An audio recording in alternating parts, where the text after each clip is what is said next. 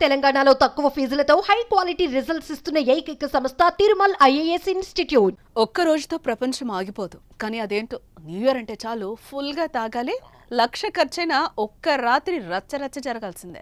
పాత సంవత్సరం పోయిందనే బాధ, కొత్త సంవత్సరం వచ్చిందనే సరదాతో మొత్తానికి న్యూ ఇయర్ సెలబ్రేషన్స్కు మద్యం ఏరులై పారాల్సిందే. ఎప్పటిలాగే ఈసారి కూడా మందుబాబులు రికార్డు సృష్టించారు. మంచి నీడలా మద్యాన్ని తాగేశారు. డిసెంబర్ 31వ తేదీ ఒక్కరోజే రికార్డు స్థాయిలో మద్యం అమ్మకాలు జరిగాయి. సుమారు 403 కోట్ల మద్యాన్ని తాగేసి తెలంగాణ ప్రభుత్వానికి భారీగా ఆదాయాన్ని సమకూర్చారు. గతంతో పోల్చితే ఈసారి మద్యం అమ్మకాలు రికార్డు సృష్టించాయి.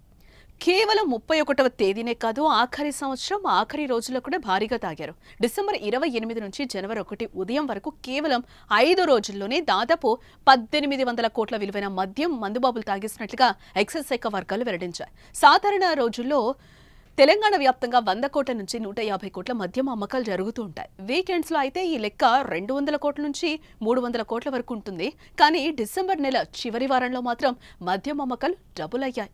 ఈ నెల 23వ తేదీన 193 కోట్లు, 24వ తేదీన 197 కోట్లు, 26వ తేదీన 192 కోట్లు, 27వ తేదీన 187 కోట్లు, 28వ తేదీన 191 కోట్లు, 30వ తేదీన 402 కోట్లు, 31వ తేదీన 282 కోట్ల విలువైన మద్యం డిపోల నుంచి మద్యం దుకాణాలకు చేరింది. గత ఏడాదితో పోలిస్తే ఈ ఏడాది 200 కోట్ల విలువైన మద్యం విక్రయం జరిగింది. గత సంవత్సరం జనవరి నుంచి డిసెంబర్ వరకు తీసుకుంటే ఏకంగా 37,682 కోట్ల విలువైన 3.76 కోట్ల కేసులు లిక్కర్, 5.47 కోట్ల కేసుల బీర్లు అమ్ముడుపోయినట్లుగా అధికారిక గణాంకాలు తెలిపాయి.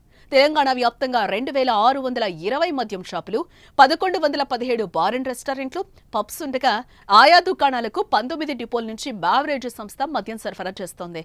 అటు ఏపీలోనూ ఇదే తరహా పరిస్థితి నెలకొంది. అక్కడ కూడా మందుబాబులు తగ్గేదేలే అన్నారు.